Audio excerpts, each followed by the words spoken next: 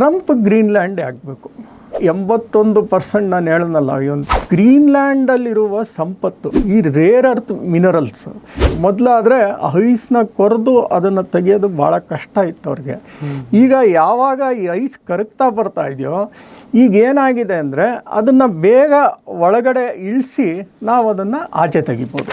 ಇವೆಲ್ಲ ಏನಕ್ಕೆ ಯೂಸ್ ಮಾಡ್ತಾರೆ ಅಂದರೆ ಸ್ಮಾರ್ಟ್ ಫೋನ್ಸ್ ಮಾಡೋಕ್ಕಾಗಲಿ, ಮಿಲ್ಟ್ರಿ ಎಕ್ವಿಪ್ಮೆಂಟ್ಸ್ಗಳು ಮಾಡೋಕ್ಕೆ, ಇವೆಲ್ಲನೂ ಮಾಡಬೇಕು ಅಂದರೆ ರೇರ್ ಅರ್ತ್ ಮಿನರಲ್ಸೇ ಬೇಕು. ಚೈನಾ ಮೇಲೆ ಯಾವುದೇ ವಿಧವಾದ ನಿರ್ಬಂಧನೆ ಏರೋಕ್ಕಾಗ್ತಿಲ್ಲ. ಯಾಕಂದರೆ complete rare earth minerals America depend ಆಗಿರೋದೆ ಚೈನಾ ಮೇಲೆ. ಈಗ ಗ್ರೀನ್ಲ್ಯಾಂಡ್ನ ಅಮೇರಿಕಾ ವಶಪಡಿಸ್ಕೊಂಡ್ರೆ ಈ ರಷ್ಯಾ ಮಧ್ಯ ಬರುತ್ತೆ. ಈ ಎರಡು ಇಂಪಾರ್ಟೆಂಟ್ ಮೈನ್ಸು, ಬಟ್ ಬೇಕಾದಷ್ಟು ಇರುವಂಥ ಮಿನರಲ್ಸು, ಇದ್ರ ಮೇಲೆ ಅಮೇರಿಕದ ದೊಡ್ಡ ಕಣ್ಣಿದೆ.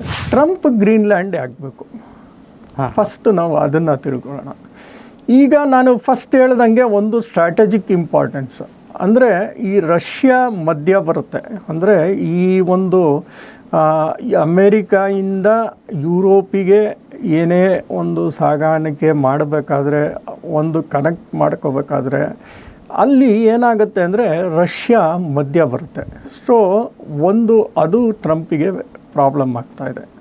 ಆಮೇಲೆ ಟ್ರಂಪ್ಗೆ ಇನ್ನೊಂದು ಏನು ಪ್ರಾಬ್ಲಮ್ ಆಗ್ತಾಯಿದೆ ಅಂದರೆ ಈಗ ಬಿಕಾಸ್ ಆಫ್ ಈ ಕ್ಲೈಮೇಟ್ ಚೇಂಜಸ್, ವಾರ್ಮಿಂಗ್ ಜಾಸ್ತಿ ಏನಾಗ್ತಾ ಇದೆ, ಈ ಗ್ರೀನ್ಲ್ಯಾಂಡ್ ಇಲ್ಲಿ 81% ನಾನು ಹೇಳೋನಲ್ಲ, ಇವನು ಪ್ರೀ ಫ್ರಾಸ್ಟ್ ಅಂದರೆ ಗಟ್ಟಿಯಾಗಿರುವ ಮಣ್ಣೆಲ್ಲ ಅದು ಗಟ್ಟಿ ಆಗೋಗಿದೆ, ಅಂದರೆ ಐಸ್ ಆಗೋಗಿದೆ. ಸೊ ಅದು ಕರಗ್ತಾ ಬರ್ತಾ ಇದೆ.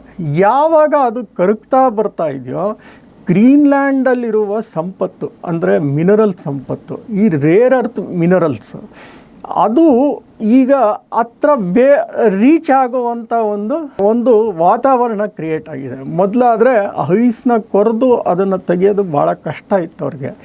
ಈಗ ಯಾವಾಗ ಈ ಐಸ್ ಕರಗ್ತಾ ಬರ್ತಾ ಇದೆಯೋ, ಈಗ ಏನಾಗಿದೆ ಅಂದರೆ ಅದನ್ನು ಬೇಗ ಒಳಗಡೆ ಇಳಿಸಿ ನಾವು ಅದನ್ನು ಆಚೆ ತೆಗಿಬೋದು. ಅಂದರೆ ಈ ರೇರ್ ಅರ್ತ್ ಮಿನರಲ್ಸ್ನ. ಈ ರೇರ್ ಅರ್ತ್ ಮಿನರಲ್ಸ್ ಯಾವ್ದ್ಯಾವ್ದು ಇದೆ ಅಂತ ಹೇಳಿದ್ರೆ, ಫೆಲ್ಡ್ಸ್ಪಾರ್ ಅನ್ನೋದೊಂದು ಭಾಳ ಮೇಯ್ನ್ ರೇರ್ ಅರ್ತ್ ಮಿನರಲ್ ಇದೆ. ಅದು ಬಿಟ್ಟರೆ ಮಾಲಿಬ್ಡಿನಮ್ ಅನ್ನೋದಿದೆ. ಅದು ಬಿಟ್ಟರೆ ಪ್ಲಾಟಿನಮ್ ಇದೆ, ರೇರ್ ಅರ್ತ್ ಮಿನರಲ್ಸ್ ಇದೆ, ವೆನಡಿಯಮ್ ಇದೆ. ಇವೆಲ್ಲ ಏನಕ್ಕೆ ಯೂಸ್ ಮಾಡ್ತಾರೆ ಅಂದರೆ ಸ್ಮಾರ್ಟ್ ಫೋನ್ಸ್ ಮಾಡೋಕ್ಕಾಗಲಿ, ಮಿಲ್ಟ್ರಿ ಎಕ್ವಿಪ್ಮೆಂಟ್ಸ್ಗಳು ಮಾಡೋಕ್ಕಾಗಲಿ, ಮೊಬೈಲ್ ಫೋನ್ಸ್ ಮಾಡೋಕ್ಕಾಗಲಿ, ವಿಂಡ್ ಟರ್ಬೈನ್ಸ್ ಮಾಡೋಕ್ಕಾಗಲಿ, ಇವೆಲ್ಲನೂ ಮಾಡಬೇಕು ಅಂದರೆ ರೇರ್ ಅರ್ತ್ ಮಿನರಲ್ಸೇ ಬೇಕು. ಈಗ ಏನಾಗಿದೆ, ಅಮೇರಿಕಾಗೆ ಚೈನಾ ಮೇಲೆ ಯಾವುದೇ ವಿಧವಾದ ನಿರ್ಬಂಧನೆ ಏರೋಕ್ಕಾಗ್ತಿಲ್ಲ. ಯಾಕಂದರೆ complete rare earth minerals America depend ಆಗಿರೋದೆ ಚೈನಾ ಮೇಲೆ. ಸೊ ಚೈನಾಗೆ ಅವ್ರು ಏನು ಎದುರಿಸ್ಕೊಂಡು ಕೂತ್ಕೊಳ್ಳೋಕ್ಕಾಗ್ತಿಲ್ಲ. ಯಾಕಂದರೆ ಅವ್ರು ರೇರ್ ಅರ್ತ್ ಮಿನರಲ್ಸ್ನ ಬ್ಲಾಕ್ ಮಾಡಿಬಿಟ್ರೆ ಅಮೇರಿಕಾಗೆ ಭಾಳ ಕಷ್ಟ ಆಗುತ್ತೆ. ಸೊ ಈಗ ಗ್ರೀನ್ಲ್ಯಾಂಡ್ನ ಅಮೇರಿಕಾ ವಶಪಡಿಸ್ಕೊಂಡ್ರೆ 53% ಭಾಗ ವೆಸ್ಟಿಗೆ ಬೇಕಾಗಿರುವಂಥ ಅಷ್ಟು ರೇರ್ ಅರ್ತ್ ಮಿನರಲ್ಸು ಗ್ರೀನ್ಲ್ಯಾಂಡ್ ಮೂಲಕ ಸಿಕ್ಬಿಡುತ್ತೆ ಅವ್ರಿಗೆ. ಅರ್ಥ ಆಯ್ತಾ? ಆವಾಗ ಚೈನಾ ಮೇಲೆ ಡಿಪೆಂಡೆನ್ಸಿ ಕಂಪ್ಲೀಟ್ ಕಮ್ಮಿ ಆಗುತ್ತೆ. ಇದು ಮೊದಲನೇ ಭಾಗ. ನೆಕ್ಸ್ಟು ಎರಡನೇದಕ್ಕೆ ಹೋಗ್ತೀನಿ.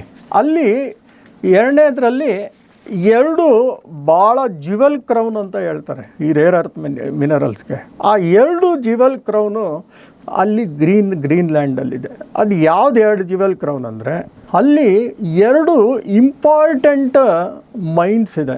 ಅಮೇರಿಕಾಗೆ ಸೌಮ್ಯ ಪಡುವಂಥ ಕಂಪ್ನಿ ಅದು ಎರಡು ಮೈನ್ಸ್ ಓಪನ್ ಮಾಡಿದೆ ಅಲ್ಲಿ.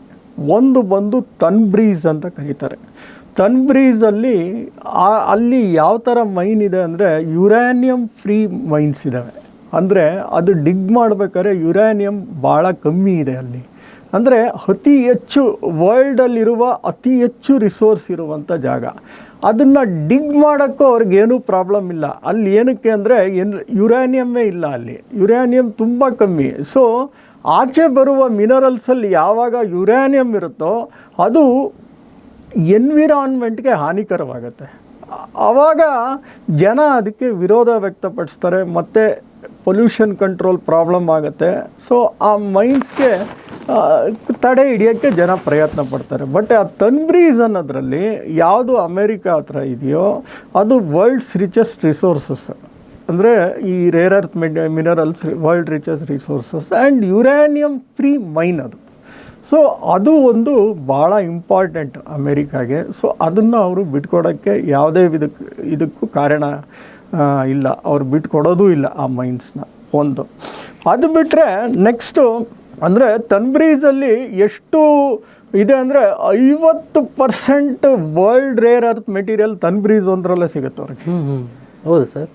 ವರ್ಲ್ಡಲ್ಲಿರುವಂಥ ಪ್ರತಿಯೊಂದು ರೇರ್ ಅರ್ತ್ ಮೆಟೀರಿಯಲ್ ನೀವು ಒಟ್ಟು ಸಂಪತ್ತು ತಗೊಂಡ್ರೆ 50% ಭಾಗ ತನ್ಬ್ರೀಸಲ್ಲೇ ಇದೆ. ಆ ತನ್ಬ್ರೀಸ್ ಅನ್ನೋದು ಅದು ವೆಸ್ಟ್ ಕೋಸ್ಟಲ್ಲೇ ಬರುತ್ತೆ. ಆ ತನ್ಬ್ರೀಸು ಈ ಕೊಕಾರ್ಟಾಕ್ ಅಂತ QAQORTOQ ನೀವು ಮ್ಯಾಪಲ್ಲಿ ನೋಡಿದ್ರೆ ಈ ಕೊಕಾರ್ಟಾಕ್ ಅನ್ನೋ ಒಂದು ಪ್ರದೇಶದಿಂದ 25 ಹತ್ರನೇ ಈ ತನ್ಬ್ರೀಸ್ ಬರುತ್ತೆ. ಸೊ ಇದನ್ನು ಬಿಟ್ಕೊಡೋಕ್ಕೆ ಅಮೇರಿಕಾ ಒಪ್ಕೊಳ್ಳಲ್ಲ. ಒಂದು ಎರಡನೇದೇನಪ್ಪ ಅಂದರೆ ಇನ್ನೊಂದು ಮೈನ್ಸ್ ಇದೆ. ಆ ಇನ್ನೊಂದು ಮೈನ್ಸ್ ಯಾವುದು ಅಂತ ಹೇಳಿದ್ರೆ ಇನ್ನೊಂದು ಕ್ವಾನ್ ಫೀಲ್ಡ್ ಅಂತ ಕರೀತಾರೆ. KVANE ಕ್ವಾನ್ ಫೀಲ್ಡ್, ಈ ಸೈಲೆಂಟ್ ಬರುತ್ತೆ, ಕ್ವಾನ್ ಫೀಲ್ಡ್ ಅಂತ ಕರೀತಾರೆ. ಈ ಕ್ವಾನ್ ಫೀಲ್ಡಲ್ಲೂ ಅತಿ ಹೆಚ್ಚು ಸಂಪತ್ತಿದೆ. ಬಟ್ ಅದು ಏನಂದರೆ ಯುರೇನಿಯಂ ಮಿಕ್ಸ್ ಆಗಿರುವಂಥ ಸಂಪತ್ತು. ಸೊ ಅದನ್ನು ಡಿಗ್ ಮಾಡೋಕ್ಕೆ ಅಲ್ಲಿನ ಜನಗಳು ಬಿಡ್ತಾ ಇಲ್ಲ. ಯಾಕಂದರೆ ಯಾವಾಗ ಯುರೇನಿಯಂ ಆಚೆ ಜಾಸ್ತಿ ಬರೋಕ್ಕೆ ಶುರುವಾಗುತ್ತೋ ಆವಾಗ ರೇಡಿಯೋ ಆ್ಯಕ್ಟಿವಿಟಿ ಸ್ಪ್ರೆಡ್ ಆಗುತ್ತೆ. ಅಂದರೆ ಆ ರೇಡಿಯೋ ಆ್ಯಕ್ಟಿವ್ ರೇಸ್ಗಳು ಬಂದರೆ ಕ್ಯಾನ್ಸರ್ ಬರುತ್ತೆ ಅನ್ನೋ ಒಂದು ಭಯಕ್ಕೆ ಜನ ಅದನ್ನು ಉಪಯೋಗಿಸೋಕ್ಕೆ ಬಿಡ್ತಿಲ್ಲ. ಆದರೂ ಕ್ವಾನ್ಫೀಲ್ಡಲ್ಲಿ ಅಮೇರಿಕನ್ಸ್ ಭಾಳನೇ ಇನ್ವೆಸ್ಟ್ ಮಾಡಿದ್ದಾರೆ. ಅವರನ್ನು ಡಿಗ್ ಮಾಡೋಕ್ಕೆ ಜನ ಬಿಡ್ತಿಲ್ಲ. ಅದಕ್ಕೆ $billions ಕ್ಲೇಮ್ ಮಾಡಿದ್ದಾರೆ ಆ ಜನದ ಮೇಲೆ. ಯಾರೋ ಈ ಕ್ವಾನ್ಫೀಲ್ಡ್ ಅನ್ನೋ ಒಂದು ಸಂಸ್ಥೆ ಇದ್ರ ಮೇಲೆ ಕೇಸು ಹಾಕಿದ್ದಾರೆ. ಆದ್ದರಿಂದ ಈ ಎರಡು ಒಂದು ಏನಂತ ಹೇಳ್ತಾರೆ ಇಂಪಾರ್ಟೆಂಟ್ ಮೈನ್ಸ್ ಇದೆ. ಸೊ ಈ ಎರಡು ಇಂಪಾರ್ಟೆಂಟ್ ಮೈನ್ಸು ಬಟ್ ಬೇಕಾದಷ್ಟು ಇರುವಂಥ ಮಿನರಲ್ಸು ಇದ್ರ ಮೇಲೆ ಅಮೇರಿಕದ ದೊಡ್ಡ ಕಣ್ಣಿದೆ. ಆಮೇಲೆ ನೆಕ್ಸ್ಟ್ ಪಾಯಿಂಟ್ ತಗೋತೀನಿ. ಯಾವಾಗ ಈ ಐಸು ಕರಗ್ತಾ ಬರ್ತಾ ಇದೆಯೋ ಆವಾಗ ಏನಾಗ್ತಾ ಇದ್ರೆ ಈ ಶಿಪ್ಪಿಂಗ್ ರೂಟ್ಸ್ಗಳು ಜಾಸ್ತಿ ಬರ್ತಾ ಇದೆ. ಅಂದರೆ ಫಸ್ಟು ಈ ಗಟ್ಟಿ ಐಸ್ ಇದ್ದಾಗ ಶಿಪ್ ಮೂವ್ ಆಗೋಕ್ಕೆ ಭಾಳನೇ ಕಷ್ಟ ಇತ್ತು. ಸೊ ಈಗ ಏನಾಗಿದೆ, ಸುಮಾರು ಶಿಪ್ಪಿಂಗ್ ರೂಟ್ಸ್ಗಳು ಓಪನ್ ಆಗಿದ್ದಾವೆ. ಆ ಶಿಪ್ಪಿಂಗ್ ರೂಟ್ಸಲ್ಲಿ ಏನಾಗುತ್ತೆ ಅಂದರೆ ಅದರಲ್ಲಿ ಚೈನಾ ಆ ಶಿಪ್ಪಿಂಗ್ ರೂಟ್ಸ್ನ ಯೂಸ್ ಮಾಡಿಕೊಂಡು ಅವ್ರದ್ದು ಕೆಲವು ಸಂಸ್ಥೆಗಳು ಆಗಲೇ ಶುರು ಮಾಡ್ಕೊಂಡಿದ್ದಾರೆ ಗ್ರೀನ್ಲ್ಯಾಂಡಲ್ಲಿ. ಅದನ್ನು ಸಾಗಾಣಿಕೆ ಮಾಡೋಕ್ಕೆ ಭಾಳನೇ ಉಪಯೋಗ ಮಾಡೋಕ್ಕೆ ಹೊರಟಿದೆ ಚೈನಾದವರು. ಸೊ ಅದಕ್ಕೆ ಟ್ರಂಪ್ ಹೇಳ್ತಾ ಇರೋದು ಚೈನಾದು ಶಿಪ್ಸ್ಗಳು ಜಾಸ್ತಿ ಇದೆ ಅಂತ ಟ್ರಂಪ್ ಹೇಳ್ತಾ ಇರೋದು. ಸೊ ಆ ಚೈನಾಗೆ ಆ ಒಂದು ಯಾವಾಗ ಈ ಶಿಪ್ಪಿಂಗ್ ರೂಟ್ಸ್ ಓಪನ್ ಆಗ್ತಾ ಇದ್ದಾವೆ ಅದು ಅದರ ಜಾಗ ಮಾಡೋಕ್ಕೆ ಪ್ರಯತ್ನ ಪಡ್ತಾ ಇದೆ. ನಾನು ಹೇಳ್ದಾಗೆ ಈ ಚೈನಾದು ನಾರ್ದರ್ನ್ ಸೀ ರೂಟ್ಸ್ಗಳು ಓಪನ್ ಆಗ್ತಾ ಇದೆ. ಅಂದರೆ ಯಾವಾಗ ಐಸ್ ಕರಗ್ತಾ ಇದೆಯೋ ಅಲ್ಲಿ ಈ ಒಂದು ಶಿಪ್ಪಿಂಗ್ ರೂಟ್ಸ್ ಜಾಸ್ತಿ ಬರ್ತಾ ಇದೆ. ಅದನ್ನು ನಾರ್ದರ್ನ್ ಸೀ ರೂಟ್ಸ್ ಅಂತ ಕರೀತಾರೆ. ಈ ನಾರ್ದರ್ನ್ ಸೀ ರೂಟ್ಸ್ ನಾನು ಮ್ಯಾಪಲ್ಲಿ ತೋರಿಸಿದ್ದೀನಿ ಯಾವ್ಯಾವ ಜಾಗ ಶಿಪ್ಪಿಂಗ್ಗೆ ಯೋಗ್ಯವಾಗಿ ಓಪನ್ ಆಗ್ತಾ ಇದೆ ಅಂತ. ಅಲ್ಲಿ ಒಂದು ಪೋಲಾರ್ ಸಿಲ್ಕ್ ರೋಡ್ ಮಾಡಬೇಕು ಅಂತ. ಸಿಲ್ಕ್ ರೋಡ್ ಅಂದರೆ ರೋಡಲ್ಲ, ಶಿಪ್ಪಿಂಗ್ ಥ್ರೂ ಆರ್ಟಿಕ್. ಅಂದರೆ ಯಾವ ಪ್ರದೇಶಕ್ಕೆ ಅವರು ಆರ್ಟಿಕ್ ಮೂಲಕ ಕವರ್ ಮಾಡಬೇಕು ಅನ್ನೋದನ್ನು ಅವರೇ ಒಂದು ಮ್ಯಾಪ್ ಡ್ರಾ ಮಾಡ್ಕೊಂಡಿದ್ದಾರೆ. ಅದನ್ನು ಪೋಲಾರ್ ಸಿಲ್ಕ್ ರೋಡ್ ಅಂತ ಕರೀತಾರೆ. ಸೊ ನೀವು ಆ ಮ್ಯಾಪ್ ತೊಗೊಂಡು ನೋಡಿದ್ರೆ ಆ ಶಿಪ್ಪಿಂಗ್ ರೂಟ್ಸ್ನ ಕರೆಕ್ಟಾಗಿ ಮಾರ್ಕ್ ಮಾಡಿದ್ದೀನಿ ನಿಮಗೆ. ಪೋಲಾರ್ ಸಿಲ್ಕ್ ರೋಡ್ ಓಪನ್ ಆಗುತ್ತೆ. ಸೊ ಆ ಪೋಲಾರ್ ಸಿಲ್ಕ್ ರೋಡ್ ಓಪನ್ ಆದರೆ ಆ ಮ್ಯಾಪ್ ನೀವು ನೋಡಿದ್ರೆ ಯಾವ ದೇಶದ ಮೂಲಕ ಈ ಒಂದು ಶಿಪ್ಗಳು ಚಲನ ಮಾಡ್ಬೋದು ಅನ್ನೋದೊಂದು ಎಲ್ಲ ಇದಾಗುತ್ತೆ.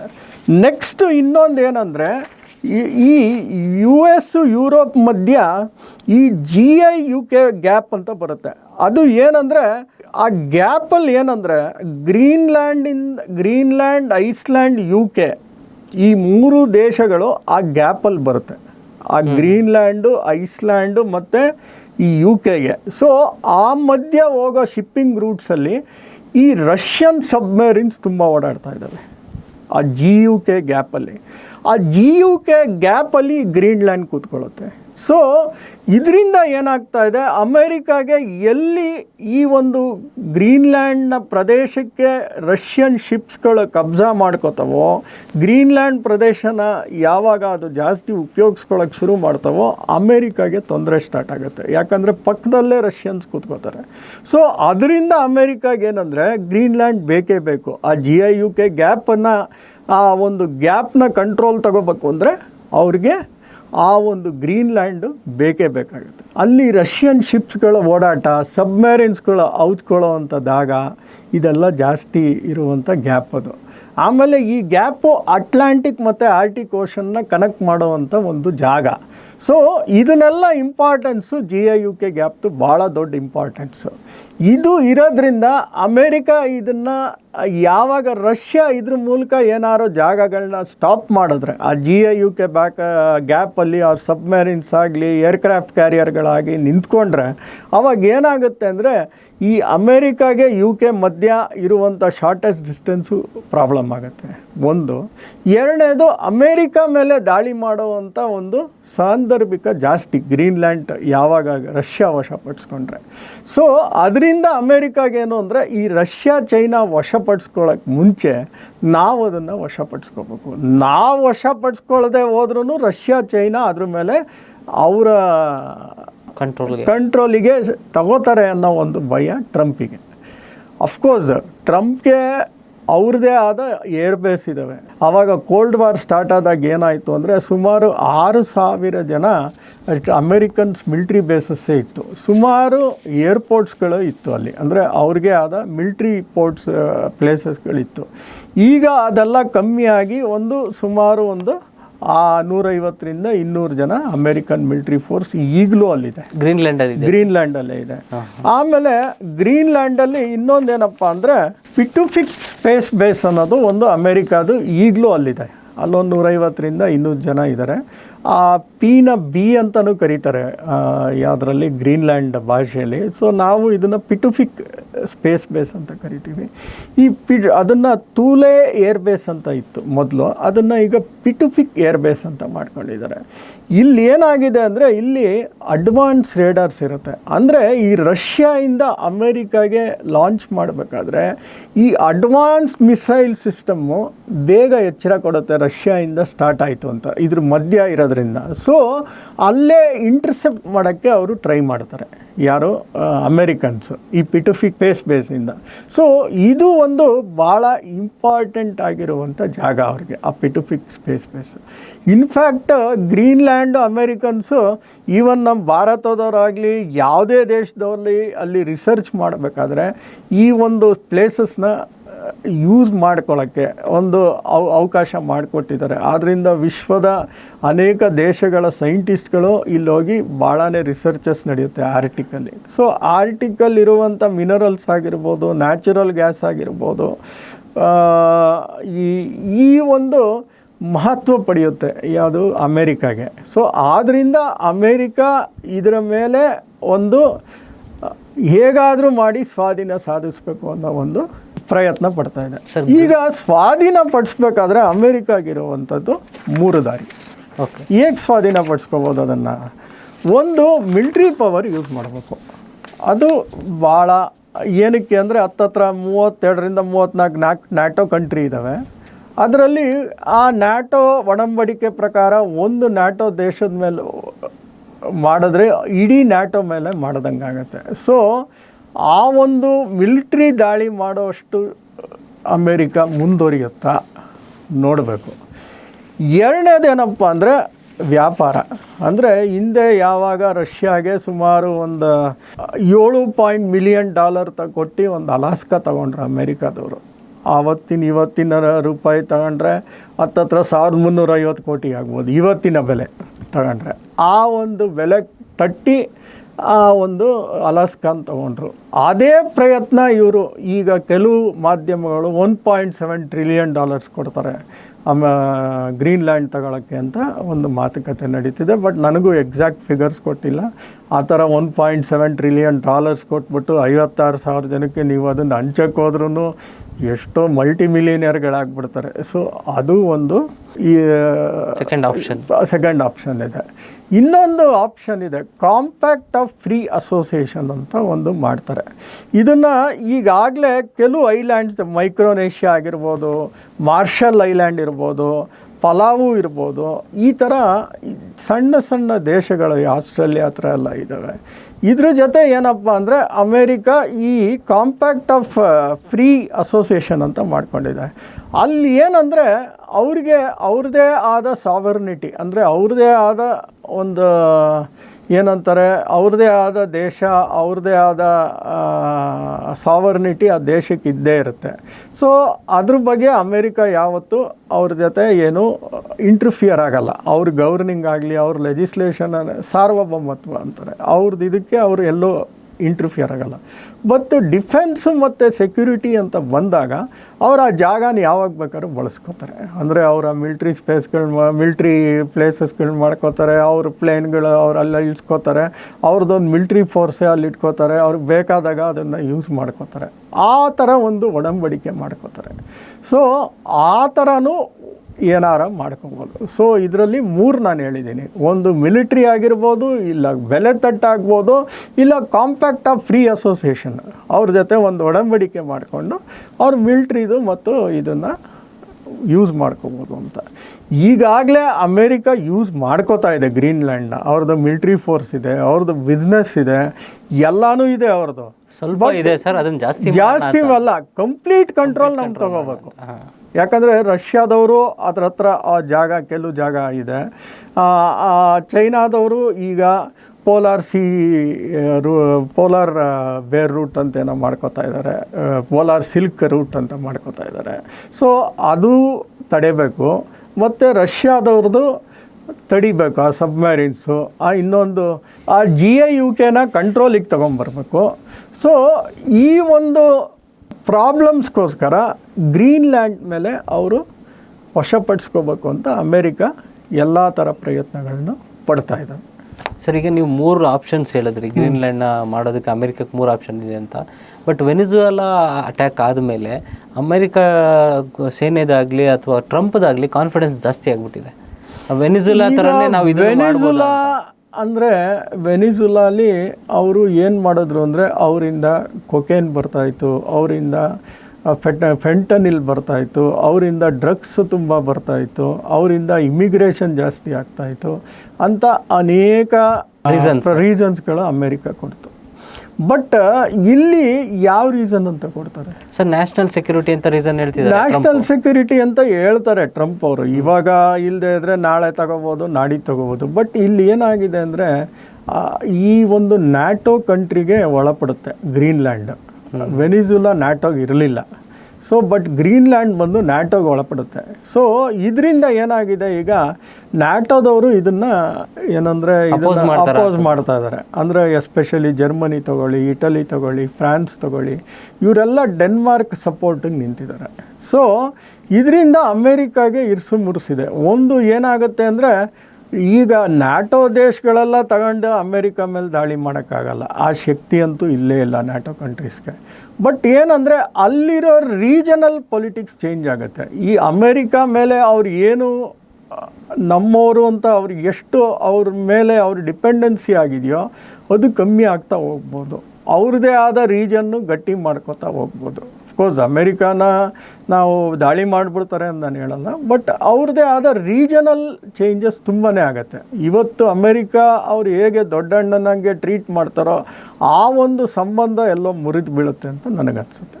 ಸರ್, ಈಗ ನೀವು ಹೇಳಿದ್ರೆ ಗ್ರೀನ್ಲ್ಯಾಂಡಲ್ಲಿರುವಂಥ ರೇರ್ ಅರ್ತ್ ಮಿನರಲ್ಸ್ ಮೇಲೆ ಕಣ್ಣಿಟ್ಟಿರೋದು ಅಂತ, ಅದರಿಂದ ಅಮೇರಿಕಕ್ಕೆ ಆಗುವಂಥ ಫ್ಯೂಚರ್ ಲಾಭಗಳೇನೇನು ಸರ್? ಇಲ್ಲ, ಈಗ ರೇರ್ ಅರ್ತ್ ಮಿನರಲ್ಸ್ ಇಲ್ಲದೆ ಹೋದರೆ ಏನಾಗುತ್ತೆ ಅಂದರೆ, ನೀವು ಸೆಮಿ ಕಂಡಕ್ಟರ್ಸ್ ಮಾಡೋಕ್ಕಾಗಲ್ಲ, ಸ್ಮಾರ್ಟ್ ಫೋನ್ಸ್ ಮಾಡೋಕ್ಕಾಗಲ್ಲ, ಡಿಫೆನ್ಸ್ ಎಕ್ವಿಪ್ಮೆಂಟ್ಸ್ ಮಾಡೋಕ್ಕಾಗಲ್ಲ.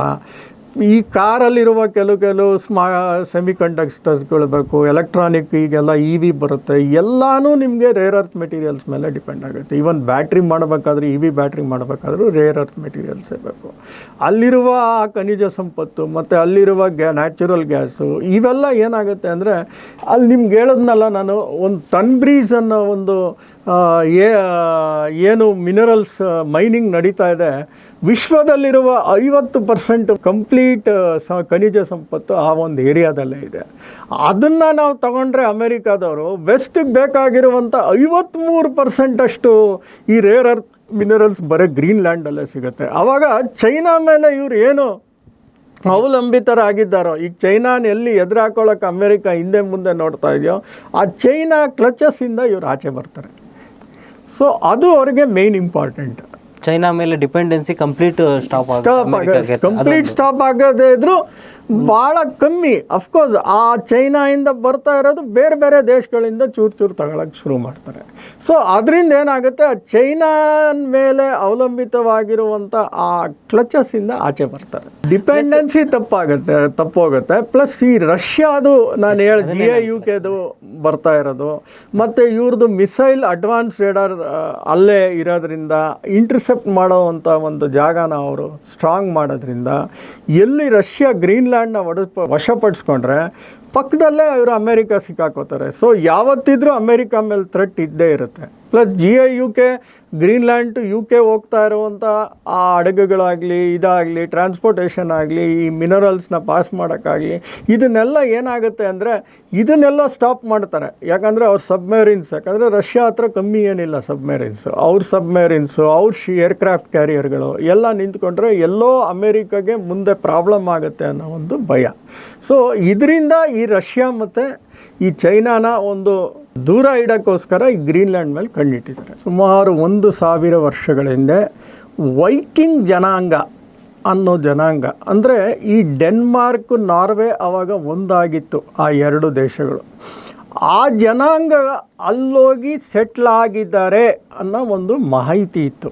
ಅಂದರೆ ಅವರು ಏನಂದರೆ ಅವರು ಕೆಥಲಿಕ್ ಜನ ಆದರೂ ಕ್ರಿಶ್ಚಿಯಾನಿಟಿ ರಿಫಾರ್ಮೇಷನ್ಗೆ ಬೇಕಾಗಿರುವಂಥ ಕೆಲವು ವಿಧಿವಿಧಾನಗಳನ್ನು ಫಾಲೋ ಮಾಡ್ತಾ ಇಲ್ಲ ಅಂತ ಒಂದು ಆಗಿನ ಜನಕ್ಕೆ ನಂಬಿಕೆ ಇತ್ತು. ಸೊ ಆವಾಗ ಏನು ಮಾಡಿದ್ರು, ಈ ಡೆನ್ಮಾರ್ಕ್ ರಾಜಧಾನಿ ಮತ್ತು ಡೆನ್ಮಾರ್ಕ್ ರಾಜ್ಯ ಮತ್ತು ಈ ನಾರ್ವೆ ಸೇರಿ ಕೆಲವು ಮಿಷನರೀಸ್ನಗಳನ್ನು ಅಲ್ಲಿ ಕಳಿಸ್ತು.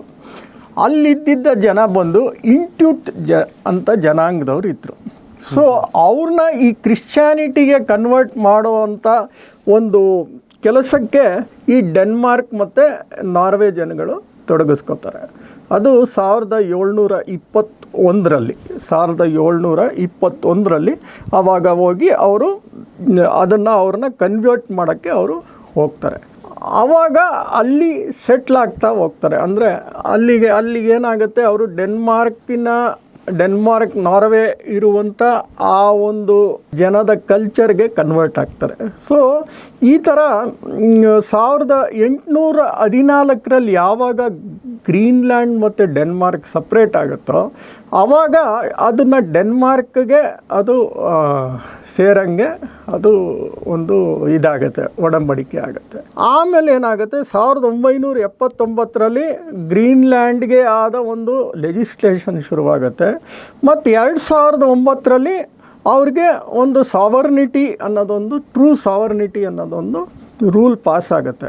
ಸೊ ಬಟ್ ಅದು ಡೆನ್ಮಾರ್ಕ್ಗೆ ಆದರೂ ಒಳಪಡುತ್ತೆ. ಅಂದರೆ ಈ ಗ್ರೀನ್ಲ್ಯಾಂಡ್ ಲೆಜಿಸ್ಲೇಷನ್ ಅವ್ರದ್ದೇ ಆದ ಲೆಜಿಸ್ಲೇಷನ್ನು, ಅವ್ರದ್ದೇ ಆದ ರೂಲು, ಅವ್ರದ್ದೇ ಆದ ಇಂಡಿಪೆಂಡೆನ್ಸ್ ಡಿಸಿಷನ್ ತಗೊಳ್ಳೋದು ಅವ್ರ ಕೈಯಲ್ಲೇ ಇದೆ. ಬಟ್ ಈ ಡಿಫೆನ್ಸ್ ಆಗಲಿ, ಈ ಫಾರಿನ್ ಅಫೇರ್ಸ್ ಆಗಲಿ, ಮತ್ತು ಈ ಒಂದು ಫೈನಾನ್ಸಿ, ಮನಿ ಪ್ರಿಂಟಿಂಗು, ಕರೆನ್ಸಿ ಇಂಥವೆಲ್ಲ ಈ 3 ಡೆನ್ಮಾರ್ಕ್ಗೆ ಕಂಟ್ರೋಲಲ್ಲಿದೆ ಇವತ್ತಿಗೂ.